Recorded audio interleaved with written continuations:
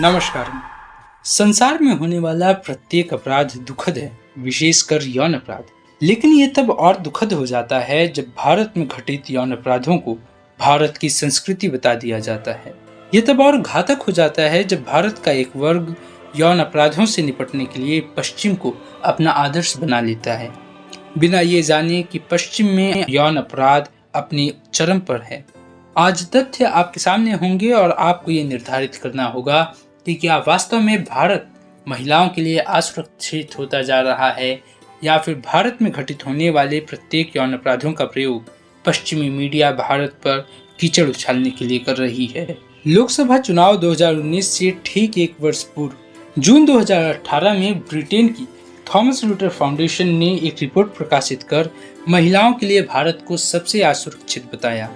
मात्र 550 लोगों के विचारों पर आधारित इस रिपोर्ट की मानी जाए तो सऊदी अरब, पाकिस्तान और ईरान जैसे देश भी महिलाओं के लिए भारत से अधिक सुरक्षित हैं, जहां पर इस निंदा या सिर को न ढकने को लेकर ऐसे सामान्य अपराधों के लिए महिलाओं को पत्थरों से मार मार कर उन्हें मृत्यु के घाट उतार दिया जाता है। इस संगठन को कई अन्य संस्थाओं से आर्थिक सहायता मिलती है, जिसमें कई ऐसे संगठन हैं जो बिल्कुल सामान्य हैं, जैसे the Deutsche Bank, the food and agriculture organisation. कुछ ऐसे संगठन भी हैं जो अप्रत्यक्ष रूप से पश्चिम के लिए कार्य करते हैं, जैसे the Norwegian agency for development corporation, the UK foreign and Commonwealth office, the Rockefeller foundation, the overseas development institute. लेकिन इन सब में सबसे अलग और सबसे घातक संगठन है वर्ल्ड विजन यूके।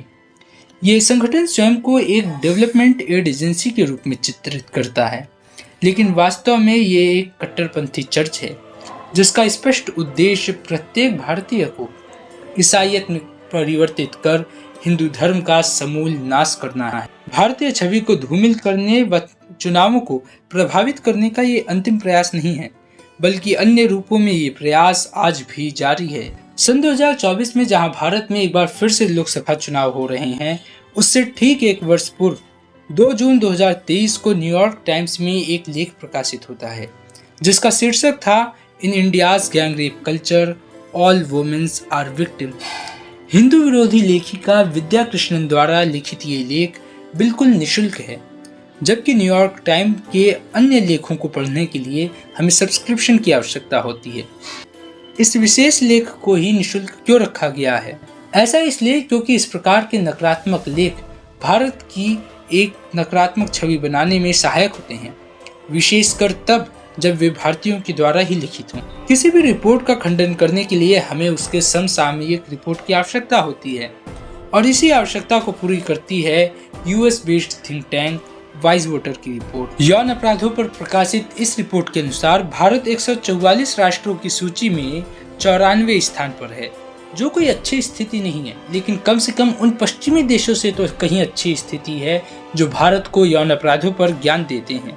भारत में प्रति 1 लाख लोगों के साथ होने वाली यौन अपराध की घटनाएं 2.63 है, जबकि यही संख्या जर्मनी में 12.09, यूके में 27, ऑस्ट्रेलिया में 28.6, न्यूजीलैंड में 33.76, यूएस में 38 और फ्रांस में 39.59 है।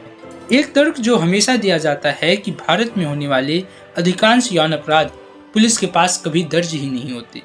यदि इसे मान लिया जाए और भारत में दर्ज होने वाले कुल यौन आपराधिक मामलों की 3 से 4 गुना कर दिया जाए, तब भी जो संख्या हमें मिलेगी वह पश्चिमी देशों की तुलना में बहुत कम होगी। वैसे यह स्थिति केवल भारत की ही नहीं बल्कि अमेरिका जैसे विकसित राष्ट्रों की भी है, जिस पर हम आगे चर्चा करेंगे। लेकिन वापस आते हैं अभी भारत में। सन 2012 में घटित निर्भया दुष्कर्म कांड के पश्चात पुलिस के पास दर्ज होने वाले यौन संबंधित आपराधिक मामलों में तेजी से बढ़ोतरी हुई, लेकिन इनमें अधिकांश मामले फर्जी थे। 2022 की एक रिपोर्ट के अनुसार अकेले राजस्थान में दर्ज होने वाले कुल मामलों में से 45% यौन आपराधिक मामले फर्जी थे।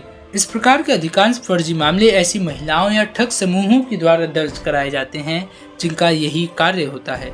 पहले वे धनी पुरुषों से अपनी जान पहचान बढ़ाते हैं, फिर वो उनसे उन महिलाओं के जरिए धन ऐंठना चाहते हैं और धन के ना मिलने पर वो इस प्रकार के फर्जी मामले दर्ज कराते हैं।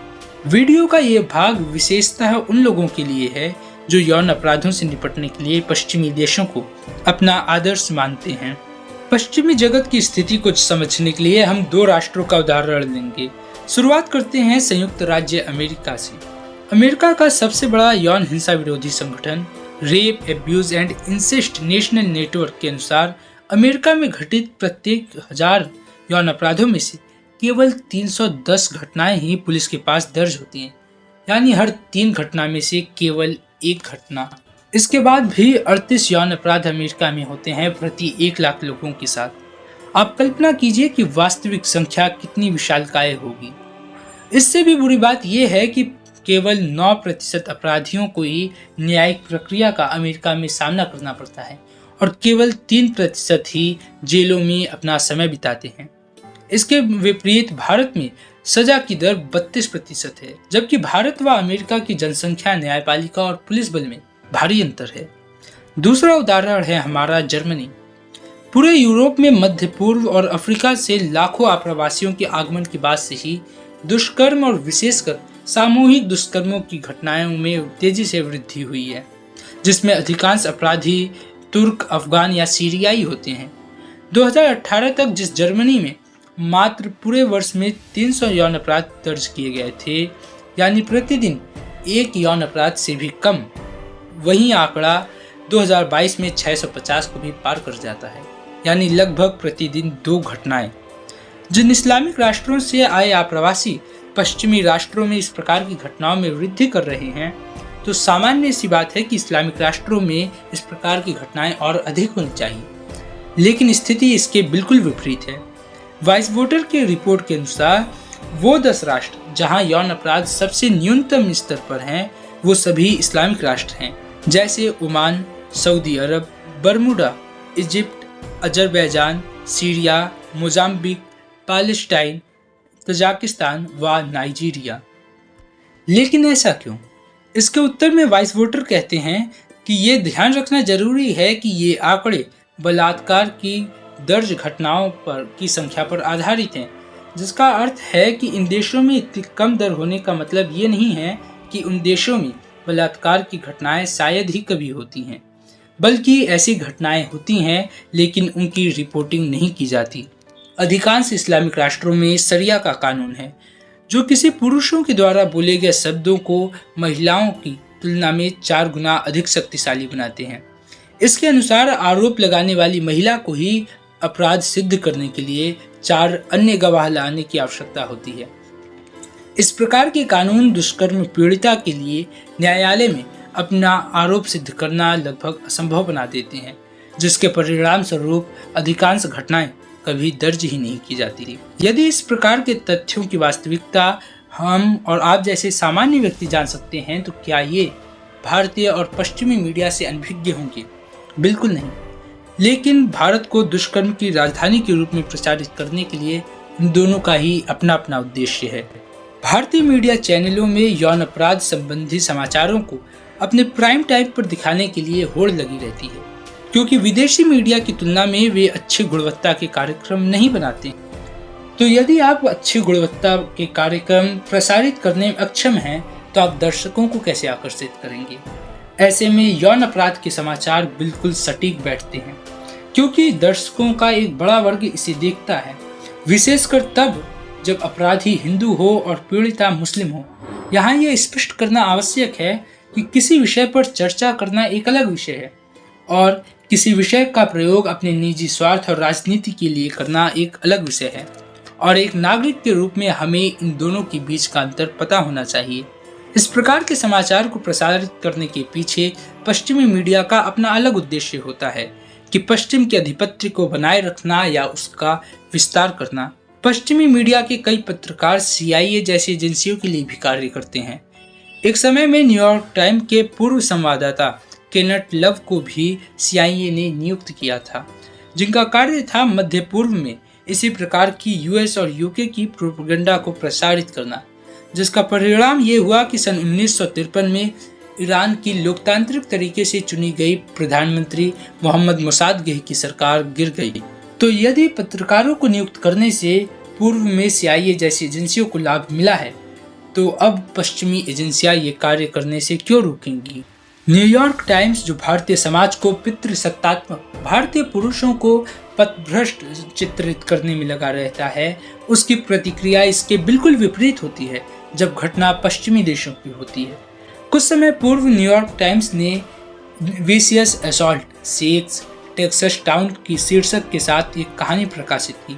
जिस घटना का इस लेख में वर्णन है वह वास्तव में एक जघन्यतम अपराध है, जिसमें 11 वर्षीय बच्चे के साथ 18 लोगों द्वारा सामूहिक दुष्कर्म किया गया, जिसके अपराधी मिडिल स्कूल के छात्रों से लेकर 27 वर्षीय युवा तक थे।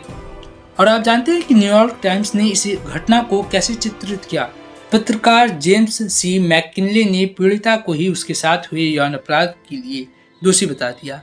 उन्होंने कहा कि वह अपनी उम्र से अधिक उम्र के कपड़े पहनती थी, 20 वर्ष की महिला जितने मेकअप और फैशन करती थी, लड़कों के साथ वो प्लेग्राउंड में घूमती थी। अपनी रिपोर्ट में मैककिनले ने उन लोगों को अधिक स्थान दिया जो लोग पीड़िता से अधिक उन अपराधियों के लिए चिंतित थे।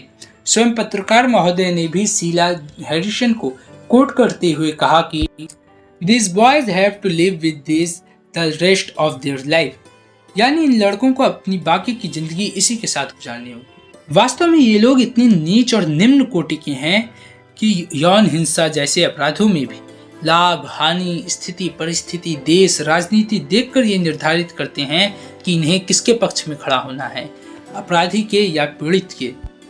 एक और मीडिया है जो भारत के साथ पक्षपात करती है, दूसरी ओर कथित भारतीय हैं जो अपने निजी स्वार्थ और राजनीति के लिए भारत का सतत अपमान करते हैं। 2019 में राहुल गांधी ने प्रधानमंत्री मोदी पर कटाक्ष करते हुए कहा था कि नरेंद्र मोदी ने मेक इन इंडिया की बात की थी, लेकिन आज हम हर जगह रेप इन इंडिया देख रहे हैं। इसी प्रकार से सन 2021 में कॉमेडियन वीर दास ने अपने US शो में कहा कि I come from an India where we worship women during the day and gang rape during night, यानी मैं एक ऐसे भारत से आता हूं जहां हम दिन में महिलाओं की पूजा करते हैं और रात में उनके साथ सामूहिक दुष्कर्म करते हैं।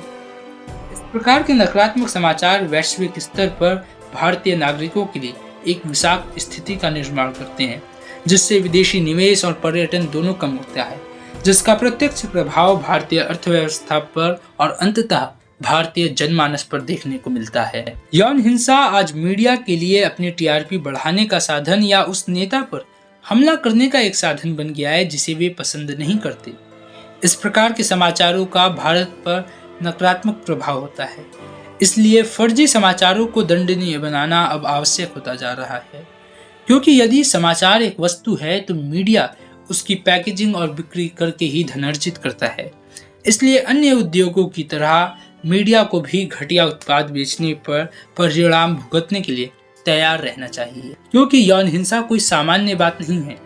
यह हिंसा के सबसे बुरे रूपों में से एक है, जिसके पीड़ित और उनके परिवारों को जीवन भर के लिए भयभीत कर दिया जाता है।